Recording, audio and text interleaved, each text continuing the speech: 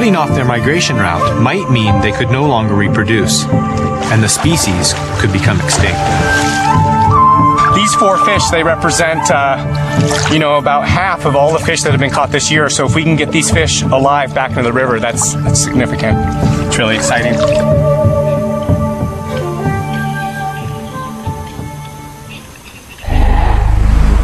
Back in the Amazon, I'm hoping my work will have similar results. Today, I'm continuing my search for giant pirarucu at Meshiana Island. I've joined a group of local fishermen who are known pirarucu experts. I'm hoping by using traditional mega fishing methods, I can finally catch my leviathan. Locals, they don't use rod and reel, they use nets and harpoons. So these guys have offered to take me out and show me how they catch pirarucu. Using this special net means we capture pirarucu without hurting them. But it also means leaving the safety of the boat. I'm a little nervous to get in the water. We also, just on the way here, we saw some caiman. A few big caiman that jumped into the water, swimming right around here. The caiman, a cousin of the alligator, can stretch up to 15 feet long and weigh almost half a ton. And they're known to attack humans. There's a good chance I won't see it coming. Its near black body makes it virtually impossible to spot in the water. And it's not the only creature here that's on my mind. Electric eels also comb these waters, growing up to 8 feet and generating a shock of 650 volts, 5 times as strong as a wall socket. The green anaconda, one of the world's largest snakes, slithers unseen down below. It reaches lengths of 12 feet and can stay underwater for up to 10 minutes. They have been known to crush full-grown caiman to death. Freshwater stingrays cruise the river like gray shadows, their poisonous barbs a danger to any who step on them. The candiru is a parasitic catfish that prowls these waters looking for a host. It's attracted to the rush of warm water from a fish's gills and swims inside. Then the candiru uses its needle-like teeth to cut into flesh and feed. Unfortunately, the candiru's eating habits can also pose a problem for male humans. It's definitely something to keep in mind as I'm waist deep in murky water. And then there are untold numbers of razor-toothed piranha, which, myth or no myth, are hard not to think about. But my guides don't seem concerned, and since few of these creatures ever seriously hurt humans, I try keeping my mind on the task at hand. There's 3 channels leading into this pool, and we're trying to set nets to block off the 3 channels so that any fish that are in this pool will be trapped.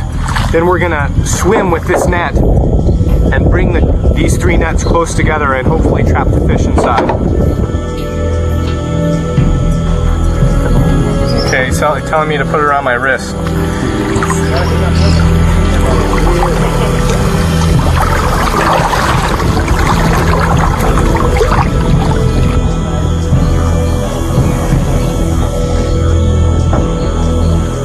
The high waters of the rainy season make it tough for me to drag this net. Oh, there's a lot of stuff down here. But they're essential to the pirarucu's reproduction. They use these protected lagoons to spawn.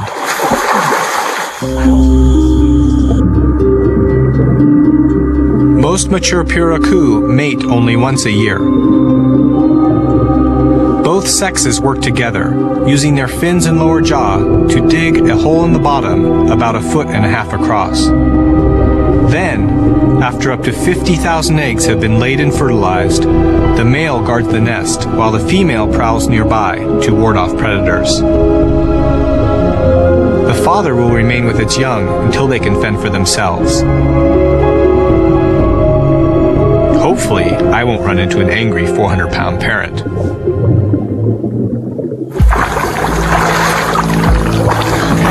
Actually, pirarucu aren't what I'm worried about. I don't like the shirt.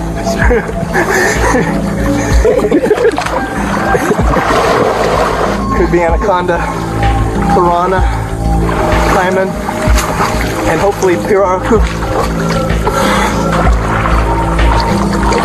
Apparently, sticks are tools of the trade. Oh yeah, that's good.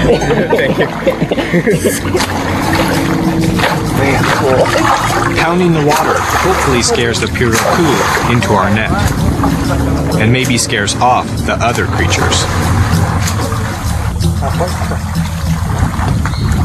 It takes nearly half an hour to finish the first drag. And now we're ready to see what we've caught. Doesn't look like we got anything. No fish. It's a lot of work for no fish. So I assume they know what they're doing. Guess there's just no fish in here. We'll try another spot. My guides think we've scared off any pirarucu in this location. They think we'll have a better chance taking the nets to a new spot upstream. It's the same drill all over again.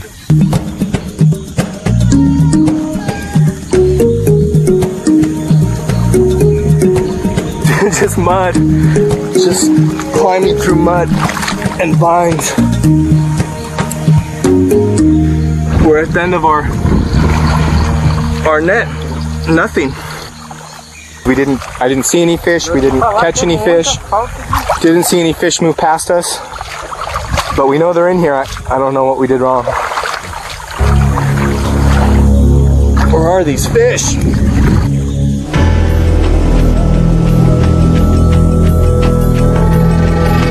I decide to make one more attempt to catch pirarucu farther up the river before the sun sets completely. Maybe the third time will be the charm.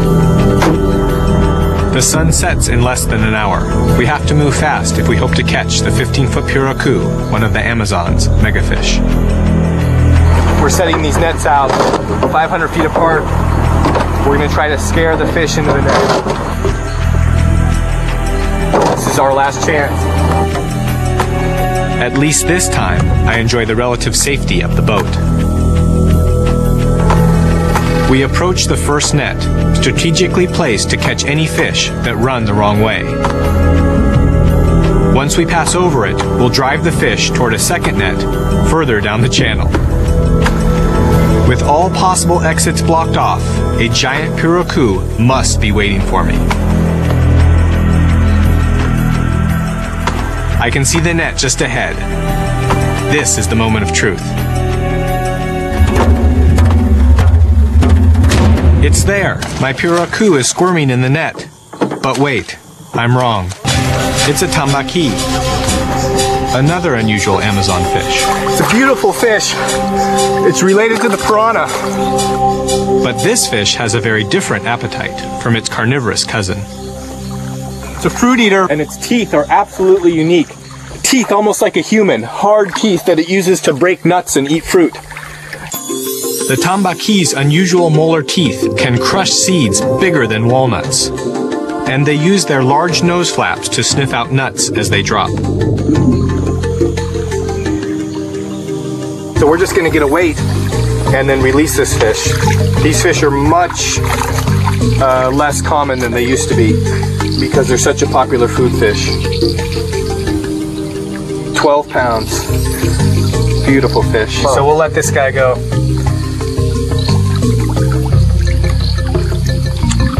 Excellent. Good job. Great catch. Though I'm happy to get a fish, it's not a megafish. And I worry that they're even rarer in this environment than I thought. Are their numbers so depleted that it's next to impossible to find a giant pirarucu in the wild? I head to a place that's trying to make sure they don't disappear. It's actually a pirarucu hatchery where young pirarucu are harvested from the wild and then placed in these tanks in order to protect them from predators, from parasites, and other hazards that they might encounter in their normal environment. God, they're tiny. Oh, there's a few. Wow. God, they're cute little guys. Look at how small they are. Tiny, it just fits in my hands. Do you have any idea how old this fish is? Approximately 1 month. 1 month old. Yes.